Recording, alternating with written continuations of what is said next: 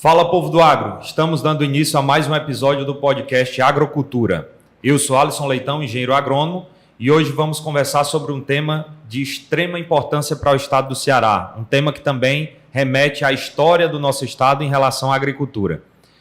E hoje, como nosso convidado, temos a honra de receber Roberto Leandro, ele que é sócio cofundador da EcoWay e também da Nova Agro, empresa de produção de algodão aqui no estado.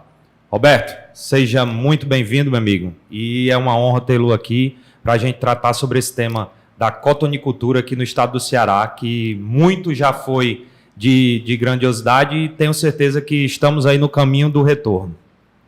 Primeiro, gratidão, né, pelo convite, agradecer a toda a estrutura da agrocultura, né, e estamos aqui para tentar agregar, né, sobre o assunto algodão, que respiro desde criança.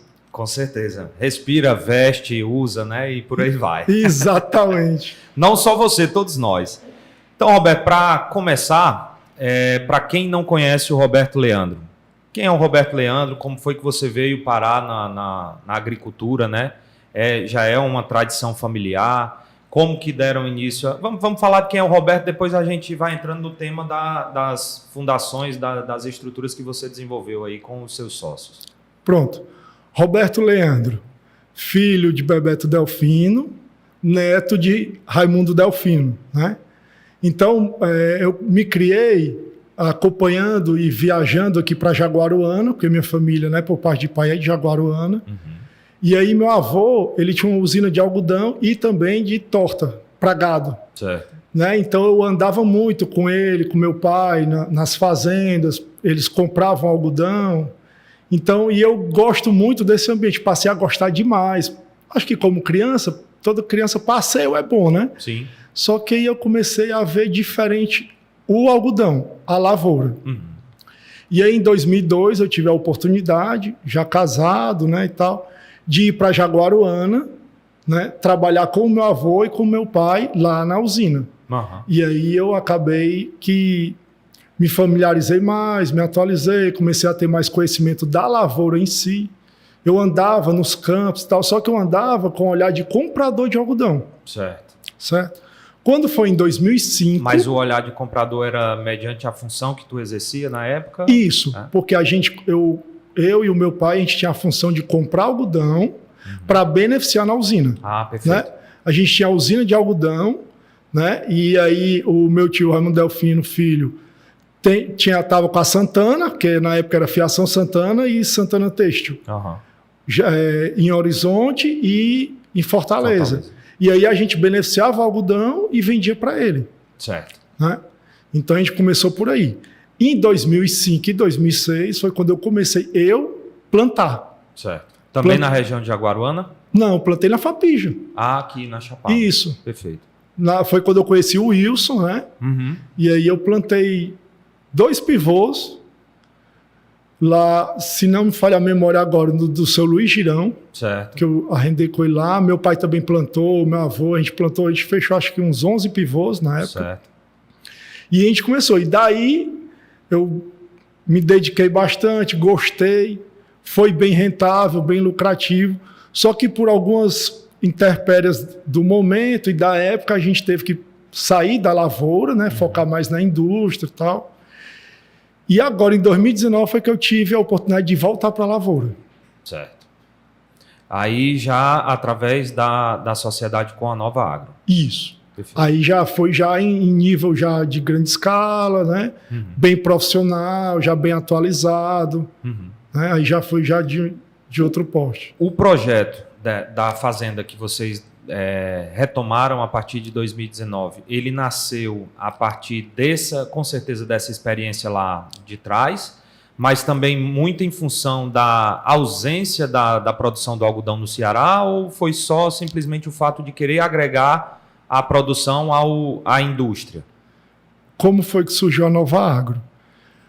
O Evaldo Bringel, na época secretário do Estado, né, e o Daniel Bringel, filho dele, foram ter uma reunião com o tio Raimundo Filho, porque eles estavam com o objetivo de revitalizar a cultura do algodão no estado do Ceará. Uhum.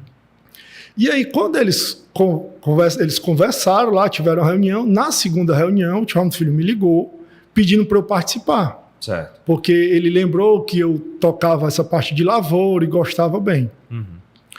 Daí, a gente foi se alinhando, só que o começo era o quê? Era incentivar os pequenos produtores a plantarem para a gente garantir a compra do algodão. Sim. Então, a gente ia entrar como... a gente garante comprar toda a produção. Um incentivo. Um incentivo, porque você já ia plantar sabendo vendido. A quem vender, né? Exatamente. E daí eu comecei a, em paralelo, projetar uma fazenda e mostrei para o tio Raimundo Filho a viabilidade de se ter uma fazenda no estado do Ceará. Certo. Porque ainda se existia muito esse tabu de que o bicudo destruía tudo, não sei o quê. E aí eu fui mostrando para ele que não era daquela forma, né? Que o algodão já era uma nova realidade. Perfeito. Daí surgiu a sociedade e a parceria na Nova Agro. Tá, certo. E, de fato, de quando digamos assim, o algodão saiu, né, deixou de ser produzido no Ceará para hoje, teve um salto tecnológico muito grande, mediante a importância do algodão como cultura para o Brasil, né? E hoje praticamente já não existe mais, né, no Ceará. Acho que, com exceção da empresa de vocês, eu desconheço uma outra região que ainda produza algodão no Ceará. Aí, em meados de 2015, mais ou menos, existia ali um foco de produção na região do Centro-Sul, ali, Iguatu, nos arredores. Acho que talvez um pouco no Cariri. Mas, fora isso, a impressão que eu tenho, me corrija se eu estiver errado, mas, basicamente, hoje o algodão se resume à empresa de vocês, não é isso? Hoje tem 3 regiões aqui no estado do Ceará produzindo. Tem ali Quixadá, Xaramubim, né? Liderado pelo Ayrton Carneiro, né? Ele vem sempre nessa frente, ele já é tradição lá na região, então ele sempre fomentou essa turma do algodão lá, né? Tem também a turma do Cariri, que foi puxado pelo Dr. Marcos, né? E a turma da Embrapa. O Fábio, o Gildo, eles incentivaram. Hoje deve ter em torno de 700, 800 hectares sendo produzidos no Cariri, né? Inclusive, o ano passado até montaram uma algodoeira lá, porque já não tinha mais algodoeira, e montaram uma algodoeira lá. No Cariri. Lá no Cariri. Certo. E aqui na região, né, infelizmente só tem a gente. Certo. Né, mas existem possibilidade e acredito que vão surgir novas empresas também produzindo algodão. No meio produtivo, às vezes a gente enxerga alguns segmentos vendo essa expansão de área como uma concorrência. Para o algodão, a gente pode dizer que é o contrário, por conta da indústria, né? Quanto mais gente tiver, parecido com o cenário da cana, que quanto mais produto tiver, melhor para a indústria, ou é um pensamento errôneo? Não. É isso mesmo, né? O estado do Ceará, ele está entre top 5 de consumo de algodão do Brasil, e é o que não produz, né? Então, a produção hoje do Ceará para o estado do Ceará é insignificante. Entendi. Então, assim, se hoje o estado do Ceará passar a multiplicar por 100 vezes o que ele produz hoje, ele ainda não supre a necessidade. Entendi. E aí o seguinte, o algodão, ele não vem para competir com a lavoura, ele vem para agregar. Uma opção a mais. Além de ser uma opção a mais, ele tem que ter rotação de cultura, né? Então eu vejo muitos produtores plantando milho há décadas. Então ele não dá um descanso no solo, né? Sim. Aí agora está entrando a soja. Dá para consorciar algodão com soja, algodão com milho. Dá. Né? Tudo depende da estratégia do produtor. Perfeito. Rotacionando a cultura. Além do fator do bicudo, que realmente foi um fator muito limitante lá no passado, devido à falta de tecnologia, principalmente para combate a ele, né? Eu julgo que um outro fator limitante seja o período. É um período muito longo, né, do plantio à colheita. Aqui para o estado do Ceará, que a gente tem um quadro chuvoso não muito bem definido, é de fato um dos fatores. E qual mais seria? Pronto.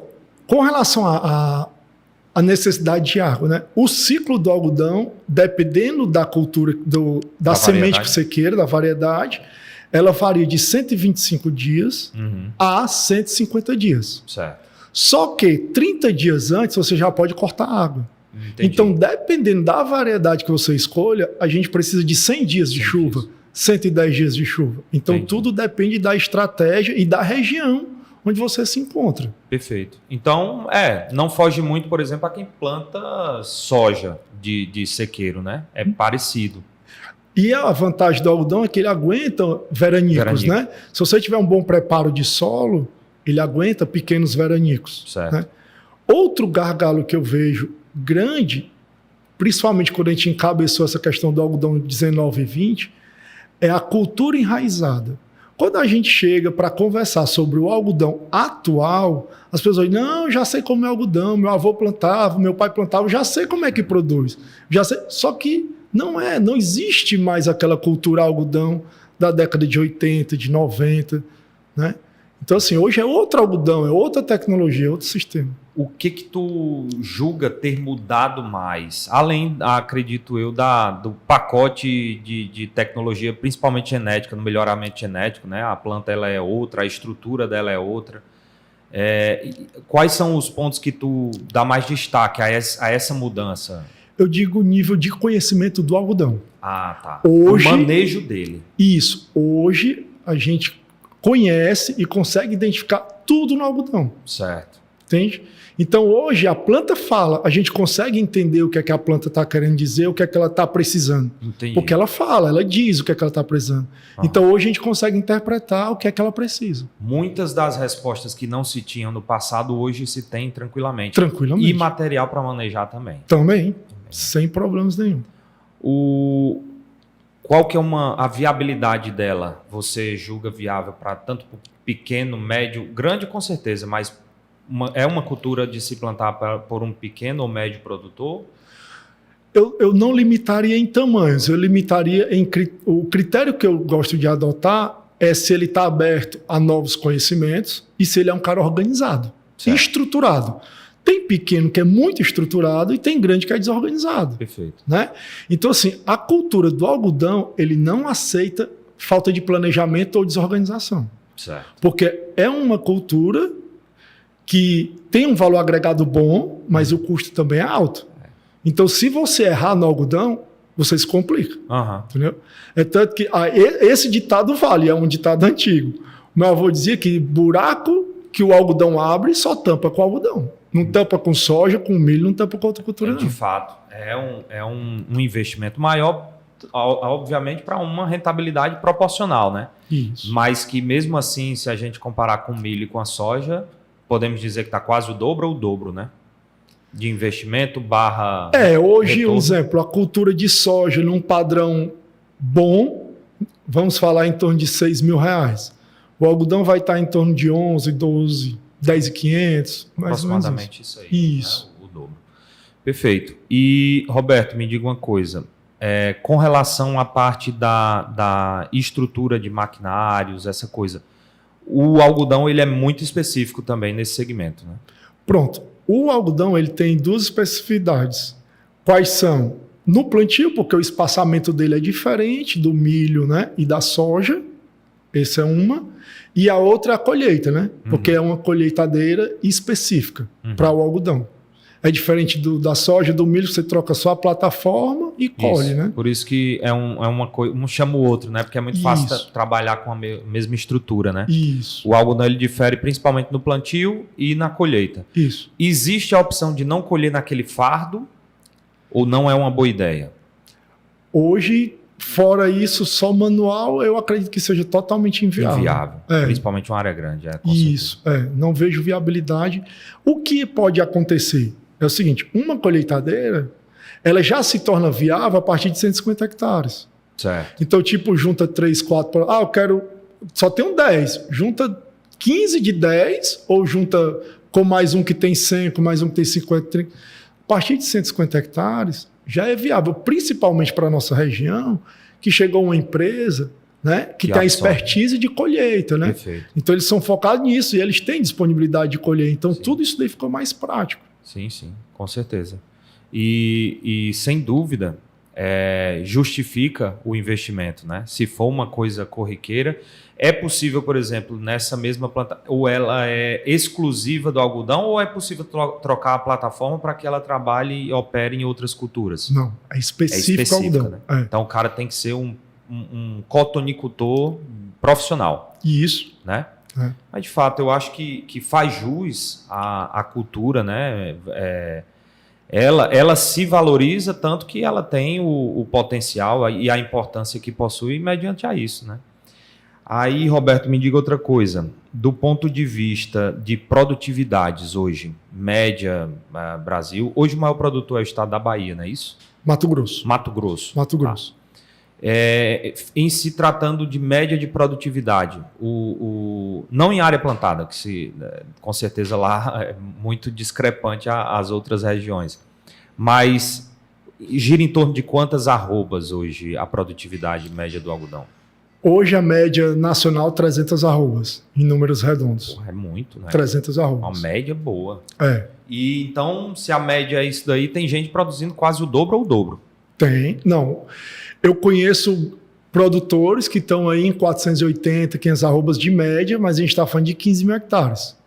Então, você tem uma média de 480 arrobas em 15 mil hectares. É uma média muito boa. Um cara desse aí tem que patentear esse modelo aí e replicar. Inclusive, em um dos lotes dele, ele fez 530. Um lote de 150 hectares dele. Existe alguma pegada no meio da produção de algodão parecido com aquele ranking da soja, não? Dessa disputa, no bom sentido, né? De mensurar a produtividade. Entre os produtores, não. Eu vejo mais isso entre os vendedores de semente. Tá. Quem divulga, quem faz tudo isso daí... É a semente. São as sementeiras. Entendi. Porque o produtor mesmo, ele não... Pelo contrário, o produtor, que é uma coisa que eu não vejo aqui, os produtores de lá, eles ajudam muito uns aos outros. Uhum. Então, tipo assim, 90% do conhecimento que eu trouxe que eu consegui agregar à Nova Agro foi visitando essas pessoas, entendeu? Esses produtores do Mato Grosso, da Bahia, do Goiás. E eles lá são porta aberta, você troca informação, tira dúvidas, né? Então isso ajuda muito, você erra menos, né? Sim. Então, e aqui eu não vejo isso. Não há esse intercâmbio, essa troca de informação. Exatamente. Aqui Entendi. não tem. E é muito salutar. Com certeza. Você pega um pouquinho de bom, né? Troca uma ideia e tal.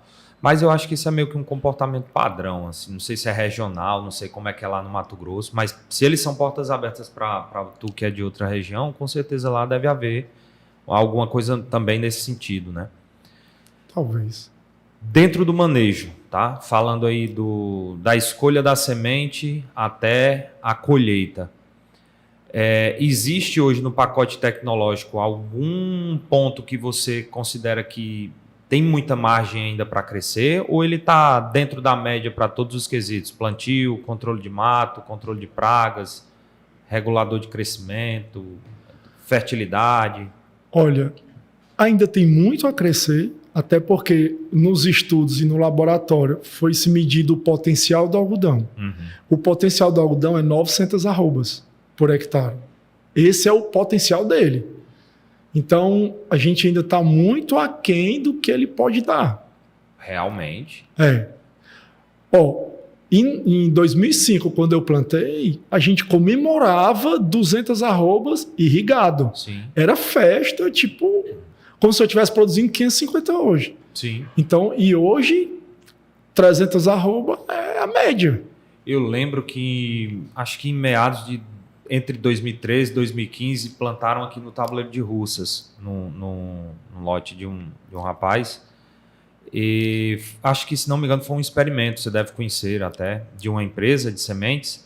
E, se não me engano, a produtividade ela foi superior a 300 arrobas, não foi? Isso. Pronto, ele veio para fazer multiplicação de semente. Porque tinha dado uma quebra de safra dele lá na semente, ele veio para fazer aqui, né? Então deu uma investida certa, porque produziu muito bem, bom, né? Muito bom. E num solo arenoso, né? Arenoso, totalmente adverso e ao que tinha esse costume de trabalhar, né? Isso. Aí, pegando esse gancho, o manejo porque, por exemplo, o solo ali da região do Sertão Central, Quixadá, Quixeramobim, é uma realidade diferente do Cariri e diferente aqui da nossa Chapada, né? O aporte de investimento também acompanha essa diferença de solo, no manejo em si? Acompanha, porque a gente começa pela análise de solo, né? Então a gente tem que repor o que está precisando, né? E o que vai tirar. Sim. Então, assim, depende muito da qualidade do solo, depende também da quantidade de material orgânico. Então, o princípio de tudo é isso daí. Compactação de solo. E o algodão é bem exigente. Assim, quero produzir 200 arrobas, ele não é tão exigente. Tá, mas né? tu quer fazer da média para cima. Da média para cima, aí você começa a ser muito criterioso. Certo. Aí sim, aí o seu nível de exigência tem que subir muito, sua infraestrutura tem que subir, né? Seu acompanhamento no campo tem que ser rigorosamente em dias. Sim. O bicudo hoje ainda, eu sei que preocupante ele é, mas ele chega a ser limitante em algumas ocasiões? Não, ele continua sendo a principal praga, né? Boa parte do investimento ou do custeio do algodão é direcionado a ele. Para ele, né? Só que bem manejado, ele é tranquilo, ele não incomoda, certo. Entendeu? Você não pode perder o manejo. O controle, né? O controle. Se você perder o controle, aí o controle vem desde quando você prepara o solo. Porque a gente hoje já coloca armadilhas, que aí por onde ele sai, é por onde ele entra. Certo. Entendeu? Então, se você já pegou, você bota umas armadilhas, quando vai preparar o solo, ele sai. Na saída dele, você já está monitorando, você já sabe por onde ele vai entrar. Certo? Então, aí você vai. No primeiro botão, você já começa a monitorar. Vai monitorando e vai... A gente tem o hábito de fazer algumas preventivas, né? Algumas pulverizações preventivas. Foi comprovado que surte efeito. Economicamente é muito viável. E daí a gente vai monitorando. Mas tem que só quer fazer quando vê o bicudo. No meu ponto de vista, quando você vê o bicudo, você já perdeu. Fogo. Você já perdeu muito. Concordo. Então, vai muito assim da cabeça do produtor, né? Se tu tá monitorando, eu acho que a ideia melhor, né, mais viável, é que você identificou a praga e se ela tem um hábito ainda tão conhecido, aí é que torna mais fácil você combatê-la, né? Isso. O manejo dele hoje, acredito eu que seja bem integrado. Muitas ferramentas, tanto do ponto de vista químico quanto do ponto de vista biológico, ou ainda é muito refém do manejo tradicional, digamos assim? O manejo o manejo biológico, ele vem se fortalecendo a cada cultura, a cada semestre, né? E está entrando muito forte. Eu acredito que o percentual daqui poucos anos já vai ser tipo meio a meio. Biológico e químico. A dificuldade Na verdade, a gente está num período de transição, né? A gente vem de uma escola que nos ensinou a trabalhar com a molécula química e convenhamos que é muito cômodo. Você pega ela ali, coloca dentro do tanque e aplica sem... Só tem que ter cuidado em algumas compatibilidades que são mínimas, né? O biológico não. É como a garrafa da Coca-Cola, né? A partir do momento que você abre, ela já está interagindo com o ambiente. É um ser vivo, né? E aí requer uma série de cuidados. E o pior, que a gente não vê. A gente tem que trabalhar pecando pelo excesso para promover a melhor entrega possível no campo daquele micro-organismo para que ele surta o efeito esperado. E muita gente boa se perde nesse caminho. E aí, obviamente, a culpa vai para o produto, né? Nunca é o processo que está entre os dois. Mas é interessante porque eu costumo, já tenho dito aqui em alguns episódios, que o biológico é um caminho sem volta, cara. Já não é mais uma utopia ou um ideal. Ele já é uma realidade para muitos, né? E nada mais cabe a nós a nos adaptarmos, né? A entender melhor, a aprender a trabalhar com eles, na verdade. Do ponto de vista de doença, tem alguém que pega mais pesado no algodão? Fungo, bactéria? Aqui não tanto, né? Porque o clima aqui não favorece. Não tem umidade para isso, né? Exatamente. Entendi. Aqui não tem. Lá no Mato Grosso, se fazem até 12 pulverizações de fungicida. Aqui deve ser o contrário. Aqui a gente fez uma preventiva. Entendi. Aí, quando dá assim... Teve um ano que deu muita chuva seguida. A gente teve que fazer 3 aplicações. Não sendo, é uma preventiva. Tranquilo. Então é só mesmo para não deixar, né, desequilibrar o negócio. Isso.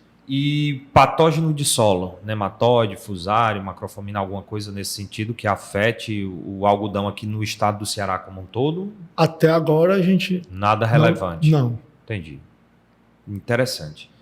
Eu esqueci de se perguntar algum ponto que tu acha que é essencial, por exemplo, para se tratar? Ou até aqui estamos... Não, assim, com o algodão, ele existe muito afeto, principalmente para o cearense, né? Certo. Nostálgico falar de algodão, né? Mas assim, hoje, para quem quer realmente se atualizar, ser quem tem estrutura e quer conhecer o algodão, é uma cultura muito interessante, tanto para a questão de viabilidade como rotação de cultura. Certo. Né? Então, assim, se tiver alguns produtores interessados em conhecer ou até produzir, vamos trocar ideia. Vamos trocar ideia e vamos viabilizar o negócio. E o interessante é pegar essa expertise, né? De mais de... conta de cabeça aqui, mas já são mais de 2 décadas, né? E aí isso é muito importante, porque você traz para a mesma página, para a página atual, digamos assim, todo esse gap que existiu entre a referência que o Ceará foi na produção de algodão e eu arrisco a dizer aqui na referência que voltará a ser, né? Tem alguns incentivos também, não é? Para a produção acho que para comercialização de algodão no estado do Ceará, ou eu estou enganado? Incentivo fiscal, incentivo de... Não, porque o que acontece? A gente produzindo algodão no Ceará e vendendo no Ceará não tem ICMS. Então a gente já fica mais competitivo para fornecer para dentro do estado. Para fornecer para dentro do estado. Que é um grande consumidor. Você deu um dado aí no início que estamos longe de chegar perto, né? Muito longe. E hoje o Ceará absorve do Mato Grosso, da Bahia, de todo... Mas hoje ele está mais forte comprador na Bahia. Na Bahia. Na Acho Bahia. que a distância ajuda também, Isso. né? Está começando a comprar bem também no Piauí, né? Vizinho. Por causa de logística, né? Porque logística é muito caro. Sim, sem dúvida.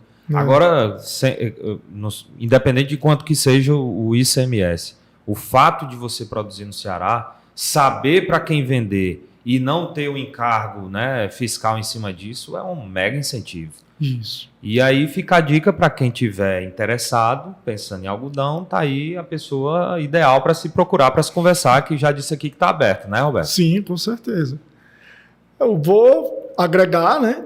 Sim. Não tenho todas as respostas, mas as que eu não tiver, eu vou buscar. Né? E a minha intenção é sempre agregar. Sim. Estamos aqui para agregar e ver o Ceará produzir muito. Produzir muito mesmo. Sol a gente tem sobrando, que é um fator muito importante, né, dentro do sistema produtivo. Água, a gente sabe que nós, mesmo com todas as limitações, temos perímetros irrigados, temos áreas com grandes mananciais subterrâneos que suprem a demanda até mais do que o necessário, e gente disposta a trabalhar. Então precisa só se atualizar, entender um pouco melhor do cenário, e aí cola no Roberto que é sucesso. Inclusive, você falou bem, o sol. O sol ele é um diferencial enorme na qualidade do algodão. O algodão produzido no Ceará, ele tem uma qualidade muito superior da do Mato Grosso. E bem superior da Bahia. Muito. A diferença é grande. Em termos de qualidade, coloração. Fica mais alvo. Mais alvo. Eu imagino. Bem mais alvo. Então a classificação dele é melhor. Legal. E isso é um comportamento que a gente observa muito em fruta também. A fruta produzida aqui, principalmente, vamos falar o melão, que é uma grande referência, tem até uma empresa aqui que já vem ganhando pelo 5º ano consecutivo a melhor fruta de uma variedade específica do mundo. Então, você veja bem, o que a gente tem de diferente para as outras partes do mundo? Uma delas é sol. Com certeza, com certeza. Né?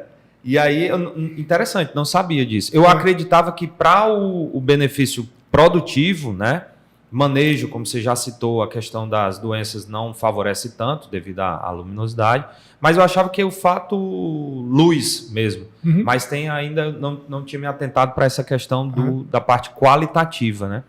E encurta o ciclo também, né? Também. Porque aqui a gente tem mais horas de sol, né? Mais minutos de sol. Isso. E mais intenso. Então, acaba que o ciclo... Por exemplo, a mesma semente plantada no Mato Grosso dá 200 dias, na Bahia dá 170, aqui dá 145 dias. Com certeza. E aí tem que ter um cuidado que essa planta deve querer crescer demais também, né? Pronto. Aí é um fator que a gente tem que controlar bem, principalmente quem planta em solo muito argiloso. Deu muita chuva, você tem que acompanhar, né, com produtos e medindo, né? Então o entrenol tem que ficar ali entre 5 e 6 centímetros no máximo. E não pode deixar na planta? Numa planta, quantos entre nós seria o ideal? O ideal 22. 22. 22 nós. E a faixa de 22 até quanto? Ou 22 britanicamente?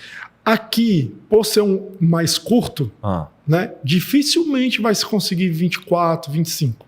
Mas então, se conseguir é bom? Muito bom. Tá. Porque cada nó são mais botões florais, né? Então são mais produções. Certo. Né? E aí o que faz isso é o controle do crescimento. Isso. Né? Cada controle, uma ramificação. Controla e alimenta. Controla e alimenta. Estimula. Isso. Interessante. E, Roberto, me fala outra coisa. Quais são os quesitos qualitativos da pluma mais considerados? Cor, volume, ou o volume não é um deles? Quais seriam, para a indústria, né, do ponto de vista da indústria? Para a indústria, vou falar assim em termos que todo mundo possa entender, né? É a espessura da fibra. Certo. Coloração. Tá. Né? Quanto mais alvo, melhor. Melhor. Tá. Comprimento de fibra. Certo. Por que quanto mais alvo, melhor? Porque quanto mais alvo, mais fácil ou menos tinta se usa no processo. Que ele absorve mais rápido. Isso. E aí também tendo padronização de cor, você evita, como a gente chama na indústria, de barramento. Variação de cor dentro do próprio tecido. Certo. Né? Então é coloração, espessura da fibra, comprimento de fibra e resistência da fibra. Tudo isso são diferenciais que o sol dá.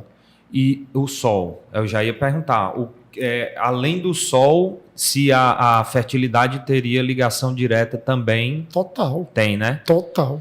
Em uma fase do ciclo específica ou desde lá do começo? Desde o começo. Desde o começo, desde a fundação. Trabalhando numa boa fundação e correções necessárias. Eu diria até desde antes de plantar. Preparo do solo. Preparo de solo. O ideal é plantio direto, se possível com palhada, que a diferença é enorme. Enorme. Imagina. Se tendo palhada, é um diferencial bruto em termos de economia. Principalmente pela manutenção de umidade. Né? Manutenção de umidade, controle de erva daninha, né? Sim. Germinação, porque o solo fica mais homogêneo, evita pocinha, evita aquela camada. Cria uma camada no solo muito argiloso, choveu 10 minutos, não choveu mais. Ele cria uma camada em cima da superfície que não deixa a semente eclodir. Ela germina, mas não consegue atravessar, morre. Fica com a calçada ali em cima. Isso, exatamente. Então, com a palhada, evita isso. Então, você melhora sua eficiência de germinação. Porque não é só plantar bem, é germinar bem. Sem dúvida. Estande, formação do estande, né? Isso. Gira em torno de quantas mil plantas por hectare? Olha, dependendo do espaçamento e do tipo de tecnologia, entre 75 e 100 mil plantas. É alto. É alto. Né? Depende muito do que... Da variedade, né? Se é uma variedade. Ela tem alguma de crescimento determinado ou todas elas precisam desse manejo do regulador? Todas precisam. Precisam, né? Todas precisam. Umas menos, outras mais, mas todas precisam. Certo. E aqui com luz, da menos exigente a mais exigente vai ser, sem dúvida, um fator que vai estimular o crescimento, porque é assim com todo tipo de planta, né? Voltando em relação à palhada, qual seria uma sugestão ou quais para cultivo prévio ao plantio do algodão para virar essa palhada? Pronto. Para virar palhada, eu diria que o ciclo ideal seria assim: um capim braquiária, uma soja e um algodão pós-soja. Certo. Esse seria o ciclo ideal, né? Vamos dizer assim. Mas dá tempo de fazer isso tudo no ano? Dá, né? Dá, porque você não pode deixar sementear o capim, né? Então ali é um ciclo de 65 dias do capim. Desseca. Você já desseca ele, né? Ou passa um rolo faca, planta soja. Direto, sempre direto. certo. Porque você já não movimenta mais o solo, né? Certo. O preparão grandão É antes do da braquiária. Isso. Porque o braquiária depois vai fazer a manutenção de descompactação do solo, né? Porque ele vai enraizando e tal, então ele vai ajudando. E aí depois o algodão. Aí colheu o algodão, aí você faz uma outra análise do nível de palhada, né? Se precisa de novo ou não. E aí você vai fazendo o trabalho. Certo. Entendi. Então faz um preparo, vem com soja, colheu, já entra com algodão direto de novo. Diretão. Entendi. E aí é um consórcio interessante porque a soja já é um pouco exigente, principalmente do ponto de vista nutricional, e aí você entra só complementando o que a soja teria teoricamente retirado, mediante faz uma análise entre um e outro ali, né, para tentar corrigir alguma coisa e vida que segue. Exatamente. Interessante. Elas não compartilham de uma praga lagarta, talvez? Pode ficar na palhada oriunda da soja que porventura possa vir atacar o algodão ou é improvável? Não, pode. Pode, né? Pode. Mas pode nada ser. que costume dar dor de cabeça. Não. O algodão, eu vou fazer aqui um monte de pergunta, pode parecer meio sem sentido, mas é porque umas realmente eu não sei, e outras eu fico pensando, quem está assistindo, porque tem gente aí hoje que está, por exemplo, na faculdade, que talvez não sabia nem que o Ceará foi referência de plantio de algodão, né? Então eu vou fazer umas perguntas meio besta aqui, mas tu não acha que eu sou bobo demais, não, é porque eu também estou pensando na curiosidade alheia, certo? Certo. Existe algodão transgênico, com alguma transgenia? Ou a Roundup, ou a lagarta, alguma coisa nesse sentido, ou não? Sim. Tem, né? Tem. Aos dois? Aos dois. Então, você aplica glifosato hoje no Roundup, ou no algodão. Sim. Certo. A rotação é assim. É assim. É. Então, facilita mais ainda o processo. Com né? certeza. Por isso que hoje a lagarta não é tão preocupante. É para ser monitorada, Certo. porque se você relaxar, desde a palhada, ela vem para a soja, e da soja ela vai para o algodão, ela já vai com um certo estágio, que aí também não tem produto mais que... Não, ela vai... Só se for na paulada. Do tamanho de uma jiboia e quase imortal. Exatamente. É verdade. Tem uns casos aqui que são até contravenção contar, mas sem dar nome aos produtos. Teve um caso que um camarada contou que as lagartas elas estavam tão grandes que o cara pegava o produto, colocava na tampinha assim e botava a lagarta dentro para testar qual era o produto que matava, né? Aí ele disse que nenhum serviu. Alisson, eu botei mais de 8 produtos lá, produto A, B, C e tal.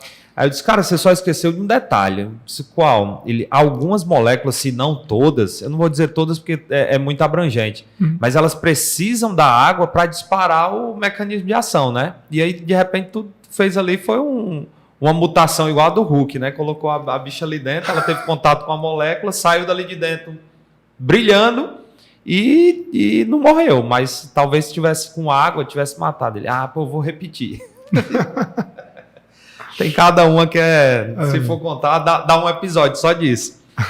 Mas beleza. É interessante esse manejo sucessivo, né, de 3 culturas. Aí, tirado o algodão, começa o processo todo de novo. Nesse modelo aí do capim, soja, algodão. Isso. Quando for pensar em reiniciar, volta com capim e começa o ciclo todo de novo, certo? Para você ver a questão da rotação, eu lembrei agora de uma situação. 2005, 2006, a gente plantou junto com os japoneses na Chapada. Sim. Eles colhiam melão e entravam com algodão. E aí é um consórcio interessante do ponto de vista nutricional, porque melão... Não, nem usava adubo, né? Porque pro algodão, o que o melão usa de adubo, o que sobra de adubo, pro algodão é um paraíso. Então, foram produções espetaculares. É tanto que todas as vezes que foi feito consorciado com fruta, a produção é altíssima. E é outra coisa muito interessante. Sim. A área de mamão, por exemplo, você não planta mamão em cima de mamão, né? E aí depois entrar com algodão é uma ótima alternativa. Isso. Geralmente aqui se entra com banana. mamão também consome muito fertilizante. Uhum. E aí, em seguida, já vem a banana. E aí é uma cultura praticamente já considerada perene, né? Porque ela fica ali anos ali. E, de repente, entre uma fruta e outra, colocar um algodão é uma boa alternativa. Ele vai bem no gotejo? Vai, muito né? bem. E aí é um plantio de cada lado da mangueira ali, que nem o milho, por exemplo, a soja? Não, o algodão, aí a gente vai para o espaçamento de 90 centímetros entre linha. Então, ele é uma mangueira por linha, dependendo da estrutura dele, como tem melão que é de 2 metros, então a gente planta só uma linha a cada 2 metros. 2 metros. Diminui um pouco a população. Diminui. Mas adensa na linha. Exatamente. Né? Compensa a distância entre linhas. Isso. E deve ser interessante, hein? Né? Já várias fazendas fizeram testes aqui e estão muito satisfeitos. Interessante. Ele é muito sensível, por exemplo, que é pensando ali na região mais para o litoral, tem muita água com óxido de ferro ou até mesmo um pouco de sódio, já a influência da água do mar, né? Ele é sensível à água Essa eu vou ficar te devendo. Essa eu não... Nunca testaram, não? Se foi testado, eu não tive acesso aos resultados. Tranquilo. Era só uma curiosidade que surgiu aqui. Não, eu sou bem aberto. Se eu também não souber, eu não vou inventar história, não. Perfeito. Mas é interessante, até porque se ventilando essa possibilidade de um consórcio pós-fruta, aquela região ali, né? Tanto aqui de Baraúna até a região lá da BR-304 ali, tem fruta pra caramba. Verdade. E às vezes o cara eu não planto mais porque não tem alternativa, não quero mexer com outra fruta, enfim, tá? Fica aí a dica do algodão. Eu acho que o que eu tinha para perguntar de algodão era isso, tá? E aí agora a gente pode, eu vou deixar você tomar um gole d'água, falar aqui dos apoiadores, e aí a gente volta falando da EcoWay, o que é, qual que é a proposta, quais são os serviços, o trabalho, tá bom? Combinado. Mas aí, em se tratando de nossos apoiadores, falar para vocês aqui de onde nós estamos falando nesse momento, da Faculdade Vidal, em Limoeiro do Norte, uma faculdade 100% presencial, nascida genuinamente aqui do centro de Limoeiro do Norte, da parceria ou da evolução dos serviços da Escola Normal, já uma escola muito tradicional desde a década de 30, que tem suas atividades desenvolvidas aqui em Limoeiro do Norte, atendendo a todo o Vale do Jaguaribe e boa parte do estado do Ceará e até dos estados vizinhos. E é uma faculdade que traz aí 5 cursos na modalidade 100% presencial, que são Direito, Administração, Enfermagem, Fisioterapia e Psicologia. Também conta com mais de 30 cursos de pós-graduação para atender aí as profissionais das áreas de educação física, direito, áreas da saúde e muito mais. Você que quer investir na sua carreira, entra lá no site www.faville.com.br, Faville, Faculdade Vidal de Limoeiro, tá? E lá você vai ter todo acesso a informações que possam tirar e sanar as suas dúvidas. O nosso outro apoiador, aí diretamente ligado à cadeia do agronegócio, é a Ambiental Clean, uma distribuidora de insumos do estado de São Paulo, natural de Jaú, que já desenvolve há mais de 20 anos na modalidade de fornecimento de insumos às suas atividades e, entendendo todo o potencial da região Nordeste, veio também desenvolver aqui no Ceará e no Rio Grande do Norte, além dos outros estados que ela já atua, fora do estado de São Paulo e todo o estado de São Paulo, trazer aí todo o pacote tecnológico e inovador que ela dispõe a partir das suas parcerias. Tanto a parte de nutrição, como controle através de bioinsumos, controle biológico, e muito mais. Líder em tecnologia de aplicação, referência nesse segmento em mais de 100 países. Então, através das parcerias que possui, a Ambiental Clean quer desenvolver cada vez mais essa parceria com você, amigo e amiga do campo, para que nós alcancemos juntos as maiores produtividades. Seja na fruticultura, seja na produção de grãos, ou seja no algodão, a partir das novas parcerias que serão formadas a partir de hoje aqui, viu, Roberto? Com certeza tem alguém vendo aí que vai ficar, no mínimo, interessado. E aí, para a gente fechar e falarmos da EcoWay, você já falou da média aí de investimentos. Se a gente dividir ali plantio, adubação, controle de pragas e tratos culturais, né, que envolve desde o preparo de solo até a máquina colheitadeira, qual desses quesitos é o que mais recebe aporte? São os defensivos, né? São muitas aplicações no ciclo. Isso. E dependendo do solo, adubação. Adubação, né? Se for um solo mais pobre, automaticamente o investimento tem que ser... Isso é natural, né? E também se cumprir o cronograma da forma como você sugeriu, mediante aparecimento ali das pragas ou das doenças, você já trabalhar ou preventivamente ou corretivamente de imediato, com certeza também a dor de cabeça é menor. Com certeza, com certeza. Só para a gente fechar, você amiga que ficou com alguma dúvida, alguma coisa que eu esqueci de perguntar, ou alguma besteira que eu perguntei, também pode deixar nos comentários no YouTube ou nas nossas redes sociais, que aí com certeza a gente vai fazer chegar até o Roberto e ele trará, assim que possível, os esclarecimentos devidos, tá bom? E aí, Roberto, passando para EcoWay, o que é a EcoWay? A EcoWay é uma empresa que, no fundo, ela é um caminho ecológico. O que é que a gente faz? A gente viu que tem muitas pessoas ou empresas com problemas ambientais. Sim. E aí a gente apareceu com esse projeto vendendo solução ambiental para eles. Quais? Tipo, coprocessamento de resíduos, né?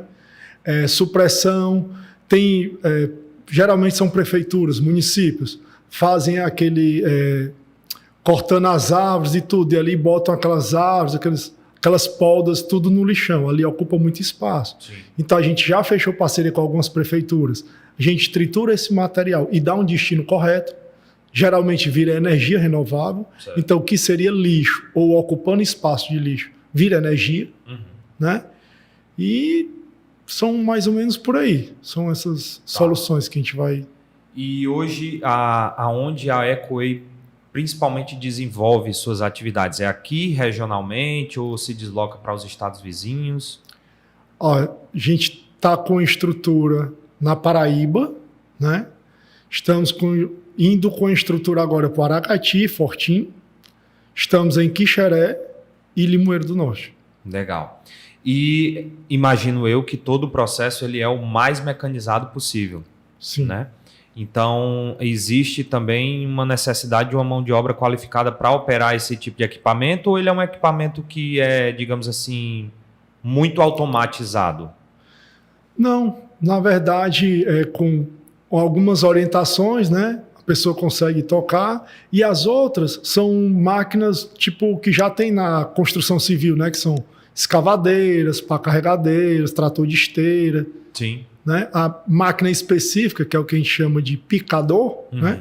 Essa com um treinamento básico ali de uma semana, 15 dias, a pessoa já está apta a operar. Entendi. Sim, sim. E aí o modelo ele é móvel, né? Você exerce determinada atividade em um local desse que você citou, findado ali o período do contrato ou do serviço, você facilmente migra para outro lugar. Isso, e ele é rebocável, inclusive no terreno mesmo que a gente vai movimentando, a gente chama de praças, né? A gente junta o material, tritura e aí vai andando, ele é rebocável. Entendi. Então é bem tranquilo, consegue deslocar com facilidade. E antes, não sei se aqui na região já existia algum serviço nesse sentido. Isso devia ser uma dor de cabeça para muita gente, né? Que fim dá a determinados materiais, né? Isso surgiu de uma situação que a gente estava fazendo supressão, né? Só para quem está lá e ainda não sabe o que é supressão, o que seria supressão? Desmatamento, né? A gente fazendo desmatamento, aí fazia as leiras, que é juntar o material, e muita gente faz isso, faz as leiras e toca fogo. Certo. Isso é um incômodo para mim, sempre foi um incômodo. Eu não queria tocar fogo, primeiro, por chamar muita atenção tal, e segundo, por prejudicar o solo. Sim. Que é um ser vivo, com alta temperatura, né? Então, aí a gente começou a buscar várias soluções, até que a gente encontrou essa. Então, a gente tritura todo o material, quer dizer, já evitamos o fogo. Certo. E aí passamos a triturar. Dependendo do cliente, por exemplo, tem cliente que é produtor orgânico. Sim. A gente vai, faz o desmatamento dele, tritura, ele usa para compostagem. Certo. Outros usam para colocar no solo. Certo. Né? Então vai dependendo muito da necessidade do cliente. Tá. Tem cliente como cimenteiras que a gente está lá triturando os pallets, resto de construção, e botando nos fornos deles. Então, quer dizer que não existe material que limita o processo, que até resto de construção vai? Sendo madeira, sim, derivado de madeira. Derivado de madeira. É isso, certo, resto de construção, mas sendo derivado de madeira. Entendi. Perfeito. E isso vira energia. Energia. A gente faz os cavacos, geralmente em torno de 5 centímetros, né? Alimenta o forno deles. Qual que é o rendimento quanto, não sei se mede em tonelada, em volume? Tonelada, né? Tonelada. Unidade de medida é peso. Uma tonelada de cavaco, ela tem potencial de gerar quanto de energia? Pronto. Depende da madeira. Certo. Né? Então, no nosso caso aqui, predominantemente caatinga. Não é pronto. Isso? Dá em torno de 3.900 calorias. É muito. Eu não entendo assim de matemática, mas é alto. É alto. É alto. Entendi. E dentro de 1 hectare, tu consegue produzir mais ou menos quanto de... Tem esse dado de cavaco? Eu não tenho como te precisar, porque é como eu estou te falando. Um exemplo, depende da terra. Tem... Que é mais fechado, né? Tem cliente que é uma mata nativa. É um rendimento. Tem cliente que não, já entraram tirando lenha. Entendi. Tem outro que, não, aqui há 10 anos foi lavoura, não sei o quê. Aí não tenho como te precisar isso. Não, perfeito. Era só uma curiosidade que surgiu, que de fato é muito relativo, né? Porque depende muito da densidade do local, se já foi trabalhado, se não foi. Muitas vezes, aqui principalmente, a caatinga ela tem um potencial de revitalização muito alto, né? E aí, às vezes, o cara até já desmatou no passado, mas ela já voltou, só que não voltou naquele volume original ainda. Isso. Entendi, perfeito. E, Roberto, existe alguma parceria por parte da Ecoway com os órgãos, por exemplo, como a SEMASSE, que eu entendo que é de total interesse e total pertinência o trabalho que vocês desenvolvem para eles, digamos assim, né? Hoje a gente ainda não tem, até uma boa dica, né? A gente não tem parceria com eles, mas nós somos procurados por alguma interferência deles. Tipo, certo. Eles apontam, isso aqui é um problema, um gargalo de vocês, e aí nos procuram para a gente resolver esse problema, né? Cara, eu não consigo imaginar um caminho melhor, né? Você fazer ali por mais que o cara não queime, mas fica lá amontoado, fica feio, fica juntando bicho, né? Ocupando espaço. E aí essa alternativa, você triturando tudo isso, e você também leva ou alguém busca, por exemplo? Vamos supor que uma fazenda vá se instalar aqui na região, peça para vocês participarem do processo de desmatamento, oferecendo esse serviço. E aí uma caldeira de uma empresa dessa de calcário tem interesse no material, ela busca, vocês levam? Tudo depende da negociação, né? Tá.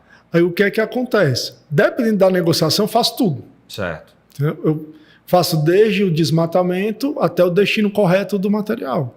Mas se o cliente, não, eu quero ficar com o material, é uma negociação. Se você disser, não, Roberto, eu quero que você tire daqui, ou então eu quero que você coloque num pátio meu a tantos quilômetros daqui, como tem várias situações desse tipo, né? Então, depende muito do cliente, da necessidade do cliente. Então, a gente encara como... A gente chega lá para solucionar o gargalo dele. E aí, se o gargalo dele é só desmatamento, eu dou o destino. Certo. Se o dele é beneficiar aquele material, a gente vai lá também e beneficia, né? Então, depende do caso. Da necessidade do cliente. Né? Perfeito, perfeito. E de novo, interessante. Inclusive, algumas empresas produtoras, principalmente eu acompanho mais no segmento de fruta, mas que trabalham com algumas certificações internacionais, sem dúvida nenhuma, isso daí agregaria também a esses selos, porque é uma preocupação do mercado externo, que nos compra fruta, todos os aspectos que envolvem a produção. O aspecto social, o aspecto ambiental, e aí o ambiental está diretamente ligado a isso, que é uma coisa que com certeza é preocupação para muitos. Hoje já está basicamente todo mundo bem instalado, talvez não expanda mais como antigamente, né? Mas acredito que em um cenário ou outro, numa determinada ocasião, isso daí agregaria muito também a essas certificadoras, né? É verdade. É Com certeza. uma grande possibilidade. Mas é isso. Rapaz, como tudo que é bom passa rápido, já vamos se encaminhando aí já para 1 hora de bate-papo. E, a priori, a proposta inicial é essa, que a gente tem essa conversa mais rasa, digamos assim, porém esclareceu muito, principalmente na questão do manejo da produção do algodão. Tivemos esse contato também com a expertise da Ecoway, né, sobre essa parte não só do serviço, mas como ele é feito e o benefício que ele gera, né, para a cadeia como um todo. Por todos os benefícios que já foram passados e até por algum que tenha ficado passado despercebido. Então, Roberto, queria abrir para você as suas considerações finais, para que aí a gente pudesse fazer, de fato, o fechamento. Olha, falar para o produtor, né, que é o seguinte, o algodão pode ser uma solução para você, né? Então, você, produtor, que tem interesse ou que está buscando mais uma solução ou mais uma opção, eu acredito, ou pelo menos analisaria o algodão como sendo uma dessas soluções. Sem dúvida. E aí, reforçando, a gente sabe que o processo produtivo para os produtores de maneira geral, ele é um processo extremamente dinâmico. E há muito tempo a gente está acostumado a ver, principalmente no segmento, classifica-se o algodão como um grão, uma grande cultura. Sim, grande cultura. Com uma grande cultura, vamos trazer aí para o mercado paralelo do grão, né? Milho, soja, às vezes milho, soja. Então a gente já vem há algum tempo meio que refém, entre aspas, de um manejo, né, digamos, até engessado. E aí todas as dificuldades que isso traz.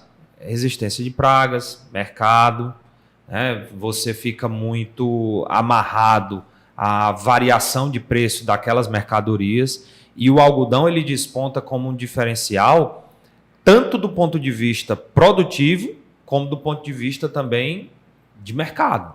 Sim. Porque um dos melhores cenários que você pode imaginar para a agricultura é você plantar alguma coisa, enterrar ali um investimento e já saber para onde ele vai, para quem vai comprar ou para quem você vai vender. E aí você acabou de pôr na mesa aqui uma excelente alternativa, tanto do ponto de vista produtivo, como do ponto de vista de investimento e do ponto de vista de mercado, mercadológico. Você já planta sabendo aonde você vai destinar aquela produção. A variação de preço do algodão, ela é muito alta ou ela tende a ter um padrão relativamente fixo? Pronto. Eu acredito que é uma outra vantagem, um grande diferencial do algodão. Ele é bolsa. Então, ele é um mercado mundial. Certo. Eu não controlo o valor do algodão. Certo. Né? Então, é controlado pela Bolsa de Chicago. Como a soja. Exatamente. Então, você vai lá, olha o valor, é aquele valor, entendeu? Não tem como dizer assim, não, hoje, como eu vejo em algumas culturas, uma saca hoje é R$500, na hora que tu vai colher é 150, é 200. Não existe essa especulação, essa variação brutal que, né? Entendi. Não tem. E dependendo da escala, a gente pode até garantir um valor mínimo de compra. Perfeito. Né? É uma boa. Existe vazio sanitário aqui também, né? No Ceará? Existe. Qual que é o período? De 1º de outubro a 31 de dezembro. É curto. Dá para fazer 2 ciclos no ano? De algodão? Sim. Não é aconselhável. Um atrás do outro, principalmente por conta de praga, né? Exatamente. E se colocar uma coisa no meio ali, só se for a abobrinha, que é 40 dias. E ainda é apertado. Beleza, meu amigo. Pois tem uma pergunta que é de praxe aqui no final de cada episódio, que aí eu sempre direciono a mesma pergunta e você responde dentro do contexto que você melhor julgar, seja ele do algodão, seja ele do segmento da Eco-Way. Mas qual a sua expectativa para o futuro do agro? Quando eu falo futuro, é amanhã, a próxima década, os próximos anos, enfim. Qual que é a sua expectativa para o mercado, nosso mercado do agronegócio de maneira geral? Pronto. O agro, de uma maneira geral, ele é a base, né? Ele é primário. Sim. Então, por mais que criem resistências, nós precisamos do agro. E eu sou até, assim, bem parcial. Eu não sou imparcial, sou parcial com relação ao agro. Eu defendo demais, eu gosto demais do agro. Uhum. Eu vejo o crescimento grande, né? Por quê? Porque antigamente as pessoas diziam assim, se você não estudar, você vai para o sertão. Hoje, para tu ir para o sertão, tu tem que estudar pra tu caramba. tem que estudar muito, entendeu? Então, são algumas coisas que vão mudando. Então, hoje, o agro, ele é um mercado muito grande. Uhum. O que é que mais me deixa também satisfeito? É a possibilidade de crescimento. Sim. São poucos os mercados que, se você crescer 10% ao ano, você não chega no teto. Uhum. O agro ainda não... Não tem teto. Não tem teto. Então, é dinâmico. Então, para mim, que gosto de grandes visões, de grandes números, o agro foi ideal. Sim. Casamento perfeito. Sim. Porque a gente pode crescer 10, 15, 20% ao ano e não chega no teto.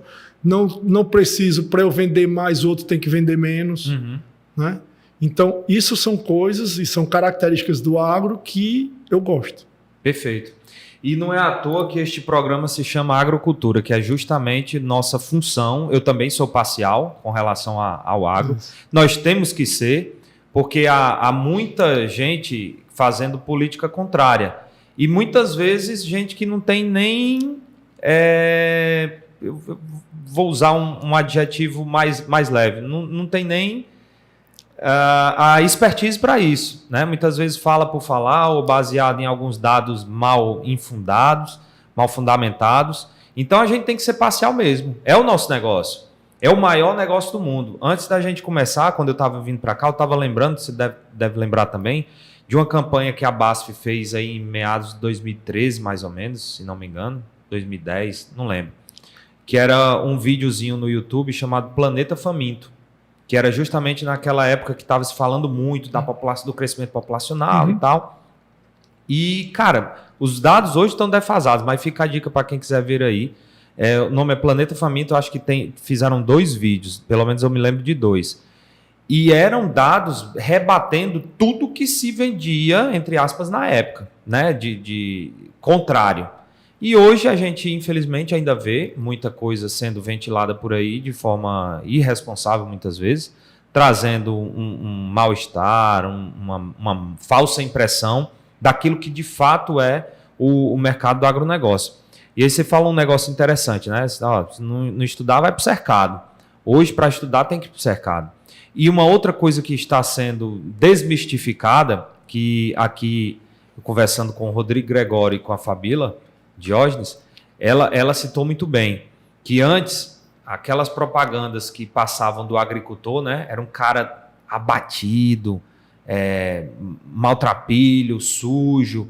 Aí, de fato, você olha para uma cena daquela, o cara até, às vezes, muitas vezes desdentado, sofrido mesmo. E o menino vai dizer, não, eu não quero fazer isso não. Hoje, com muito do advindo também desses sertanejo universitário aí, né? Como diz um amigo meu que nunca se forma. Dodge Ram, tratorzão, drone, avião. Então agora sim a gente está mostrando que de fato é o caminho que o agro tá trilhando, né? E aí nada mais prazeroso e nada mais gratificante do que fazer parte desse processo, não é? Com certeza.